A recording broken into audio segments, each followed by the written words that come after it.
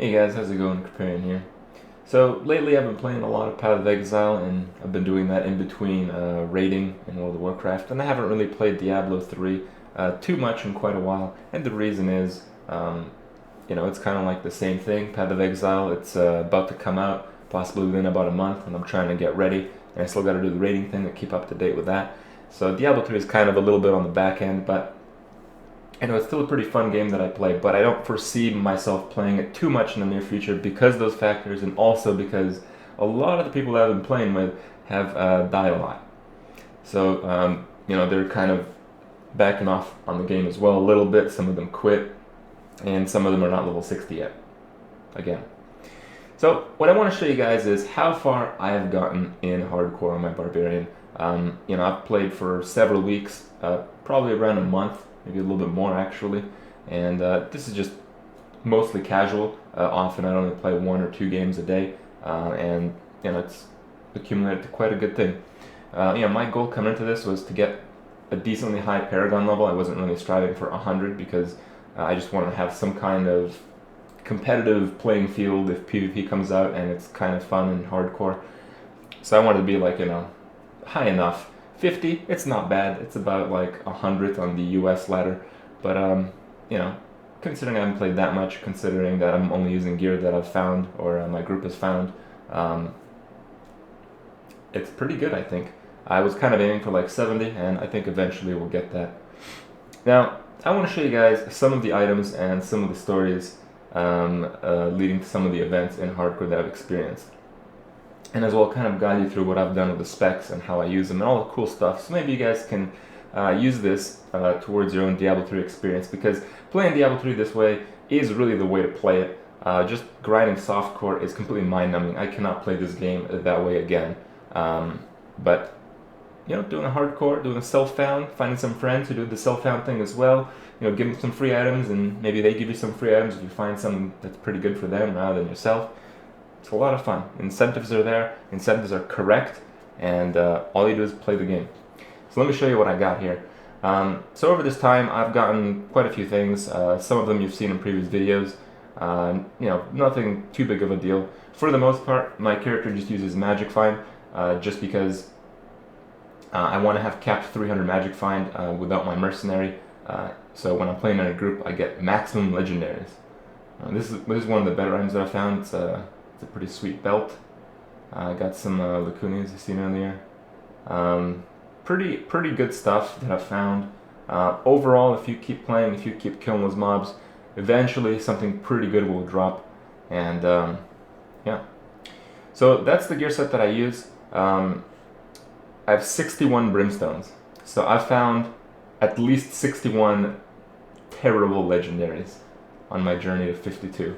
And I would probably estimate that it's around 100, just as a rough estimate, because I have given a few away, and I have kept a few, and I've also sold a few on the auction house to get some gold so I can craft and get things like gems. Now, this spec is kind of weird because I don't think you guys have seen me play it too much. This is a spec that I use a shield and a one-hander. I use this in groups. Oh, sorry about that.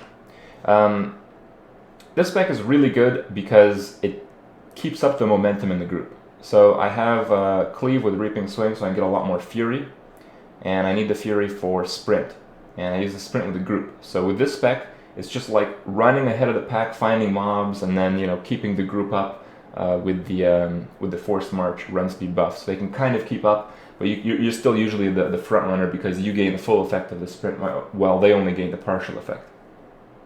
And in this spec, yes, pretty much every spec that I've run, except for a few days where I ran Roam, I do a Ren spec. With this spec, you don't need the extra range Ren, which is what I use for pretty much everything else. But you don't need it with this spec because I use Threatening Shout. I use Threatening Shout just to group with mobs together.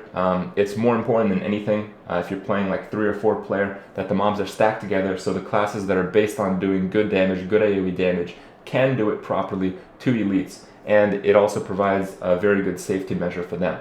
And because I have Threatening Shout, I can group the mobs together towards me, and I can use a Ren that doesn't have that big of a radius. And I use the Ren that gives me life off of the damage, because if I do that, I don't have to get revenge. I can just heal off of my rend, and instead of revenge, I can get sprint. And the other two abilities are very cookie cutter, and get Warcry with the resists, and you get Wrath of the Berserker. Don't really use Wrath of the Berserker, mostly very defensively, or when most of the group is full in the inventory and you're about to identify, just for a small damage boost. And I just use full defensive passives. You know, the spec is pretty good. It's very, very defensive. It's pretty much impossible to die with the spec, and I've really enjoyed playing it. Typically, when we play in the higher monster powers, because this is usually for monster power 0 Act 3 farming, but when we play in the higher monster powers to try to farm some keys, which is what I have here. I have 6 sets total of keys, and you know, a few extra here and there, but you know, not too big of a deal. It's kind of hard because it's hardcore, it's self-found, we're not that experienced, we only do like MP2, MP3, and we haven't been able to do many runs because people tend to die in them. So, that in mind, when we do these runs, I usually use a similar set of gear, very defensive. I usually use Lacunis as well, but I use an even more defensive build, so instead of Threatening Shout, I get Leap, and I get Leap with the pull-in effect. And let me just show you guys here. The reason I get Leap with the pull-in effect is I used to use, where is it here? There we go. I used to use Taunt for higher monster power, but there come a few occasions where I almost died because I was surrounded by the mobs and couldn't move my character. So I kind of learned my lesson, and it's you know, it's one that I didn't have to learn too harshly. But you should always have Charge or Leap if you're going to play hardcore, so you can get out of situations that may be dangerous. I don't use it for group play in MP0 because I literally cannot die if I can control my character. And you know, if I have you know, the Wrath up, then I'll be fine.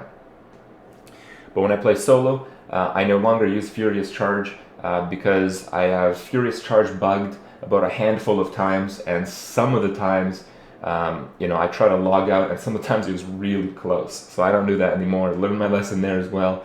Only use Leap in hardcore if you want to be absolutely positive that your character is going to stay alive.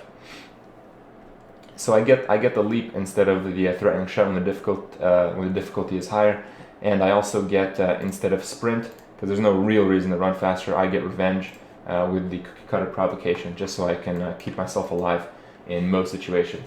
And usually what happens is I can kind of hold mobs together with just being there, tanking the mobs, and in addition to that I can pull them in with my Leap every now and then, but that's not really that too big of a deal. So it's been pretty good fun. I have tried the Whirlwind spec, I have tried like the solo spec with the Rend, and when I go solo I use a similar version of this spec. I put Leap over here. I have used Sprint in the past, but it's not really the best idea. It's just a little bit safer to go with Revenge and Rend with the extra range. When I do play solo, I have used the Immortal King's Boulder Breaker just for fun, because it has really high base damage and it's a pretty fast weapon, so the chance that you get stun locked in place is not that high. And this is one of the coolest finds that I've found so far, just because it's a really high damage, stacked strength Immortal King's Boulder Breaker. But aside from that, it's a pretty shitty weapon. That's not really the kind of stats you want on a weapon. This is the best weapon that I've found so far. I have found 2 scorns. One was Strength Vitality, one was Intellect Lifesteal. And both of them kind of have weakness. So this one does a little bit more damage than the Int Lifesteal one, because both the scorns are like 1100. I kind of got screwed on the damage. And it does less damage than the Strength Vitality, but it has the Lifesteal. So I kind of like this weapon better, and I let a few of my friends use both my scorns that I found. And prior to this weapon, which I found recently, I was using this hammer for the exact same reasons. This hammer was actually doing lower damage in both the scorns, but it was a lot more defensive. As you can see, it has almost 400 vitality, 200 strength. It's just an incredible stat stick. And probably these pants are the best item that I've found so far in hardcore. Pretty good stuff, even by softcore standards. I have found a few other cool items like the Cindercoat chest. This is a really good roll on it. You know, fairly good strong arm bracers. I found pretty good Whirlwind Barb weapons. You got the dagger offhand action happening there. And I very recently found this weapon. I think I just found it like 2 days ago actually. I did like one run and ended up getting it. So really happy with that weapon as well. And some of the crafted boots that I've been able to get. So far I have not found any good strength, all resists, vitality, run speed boots. Nothing. So I've been using the magic find ones, which have a little less vitality than the dex based, and the stacked vitality int ones for when I need to stay alive.